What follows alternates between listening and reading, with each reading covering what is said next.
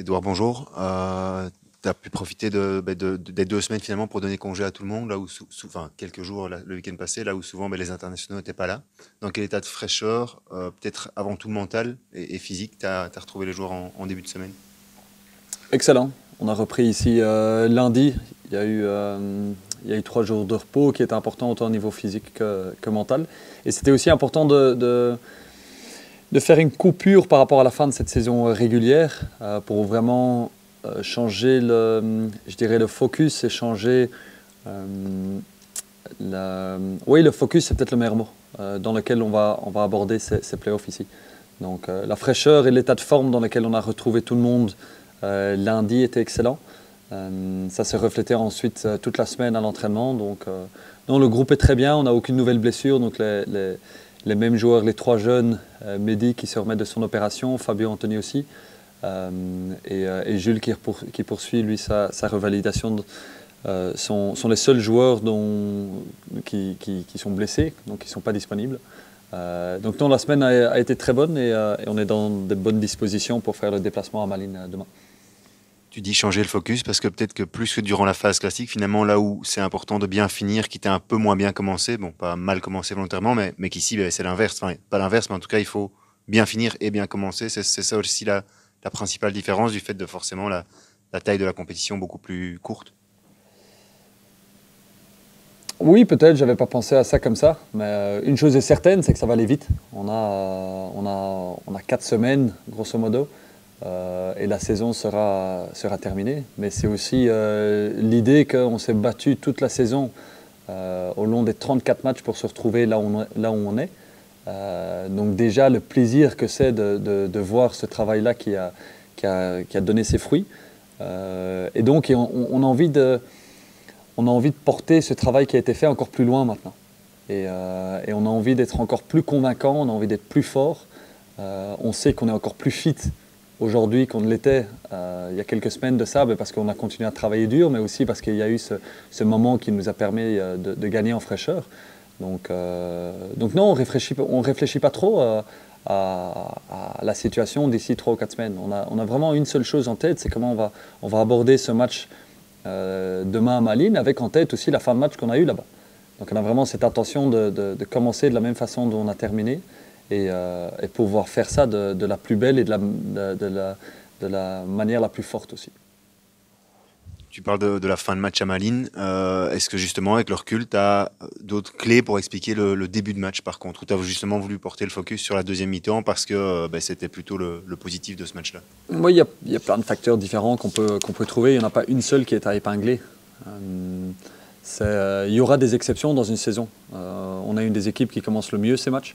On l'a encore montré il y a 2 semaines contre Zult à domicile.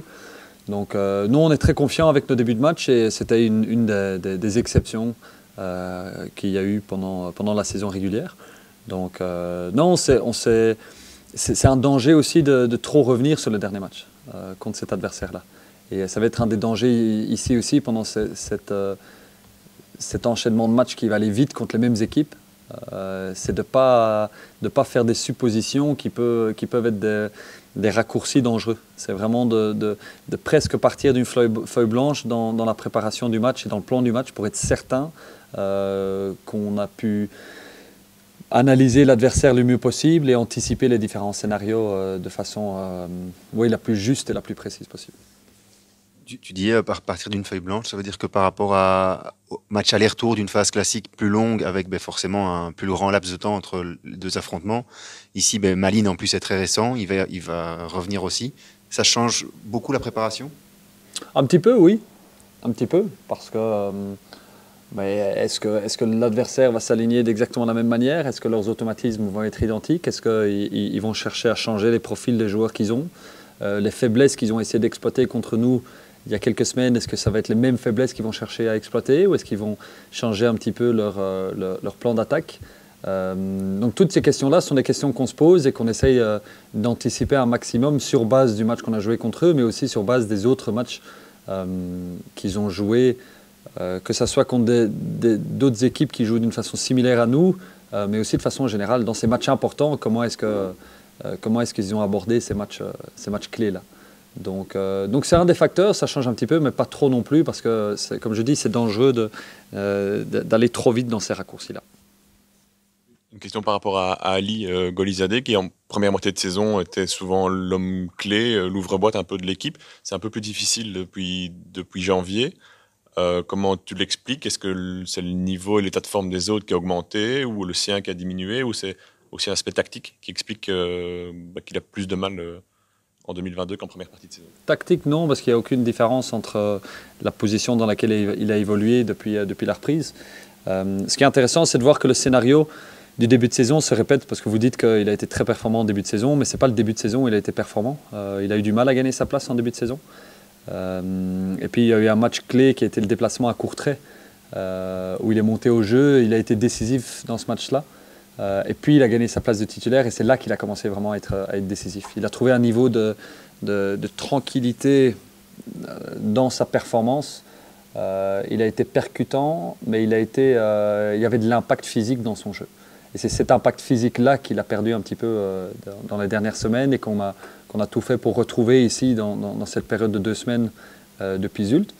Et il y a eu des signes très encourageants dans ce sens-là. Donc on est très confiant que, un petit peu comme il y a eu sur les 6 premiers mois de la saison, où il y a eu un moment difficile pour rentrer dans l'équipe, une fois qu'il s'est imposé, qu'il a trouvé ses marques, avec notamment la connexion qu'il a eue avec Chamard a été hyper positive et super fort pour l'équipe. Mais le départ de Chamard l'a touché peut-être plus que les autres, ça c'est possible. Mais ce qu'on a vu là ces dernières semaines, c'est qu'il remonte en puissance. Il commence à se reconnecter de mieux en mieux avec ses partenaires. Et la connexion qui est entre lui et Adem, entre lui et Bayo et Badji, entre lui et Ken aussi, Ken qui est rentré dans l'équipe sur le côté droit contre Zulte, et qui est une possibilité. Ça peut être Ken, ça peut être Jackson, ça peut être Isaac de ce côté-là, mais ça fait pas mal de joueurs quand même qui ont tourné là autour de Ali, et qui font que ses repères ont été quelque peu chamboulés, je dirais. Donc c'est plus dans ces repères-là plutôt qu'une raison tactique, parce que la position et l'animation est fortement similaire quand même. Quel sera, tu penses, le plus gros danger pour Charleroi durant ces playoffs? Je vous dirai ça dans 6 semaines, en tout cas. Mais il y en a plusieurs. Oui, on peut en citer plusieurs. Mais il faut avant tout saluer la qualité des adversaires contre lesquels on va tomber. Genk a une équipe pour être championne. Gand a une équipe pour être championne aussi. Il a prouvé en gagnant la Coupe de Belgique la semaine passée. Malines est une des équipes les plus performantes du championnat, pas juste sur cette saison, mais sur les 3 dernières saisons. Et ils sont sur une dynamique qui est une dynamique gagnante aussi, depuis qu'ils sont montés en D1, avec notamment la coupe qu'ils avaient gagnée, la montée en D1, et puis d'avoir été aussi performants aussi vite en D1. Donc d'abord, on va là affronter 3 équipes qui sont d'un très très haut niveau. Donc ça c'est une chose, et maintenant à nous d'élever notre niveau de jeu, et à nous de repousser nos limites dans toutes les dimensions.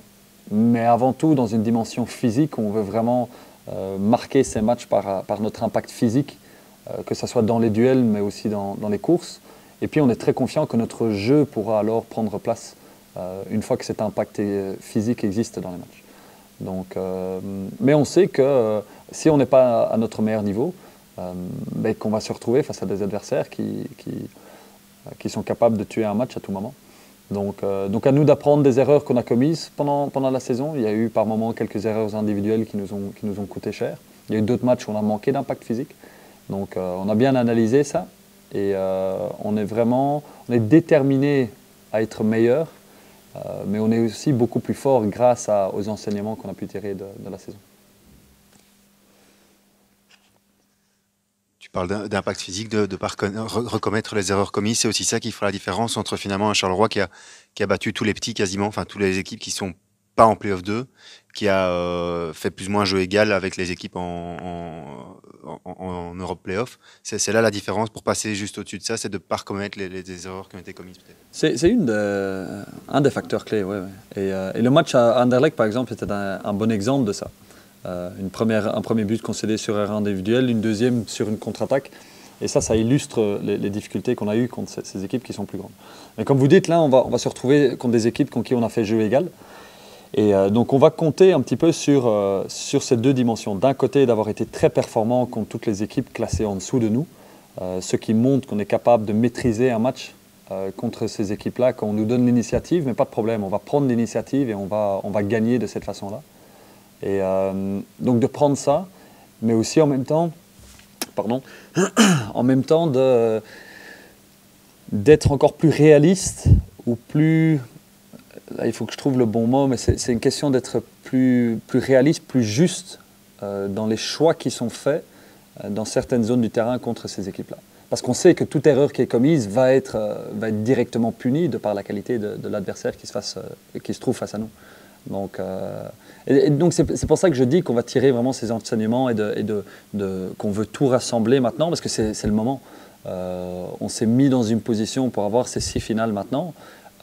Et à nous de les jouer, mais pas juste de les jouer, mais vraiment d'attaquer ces matchs avec une conviction et une puissance qui nous caractérise.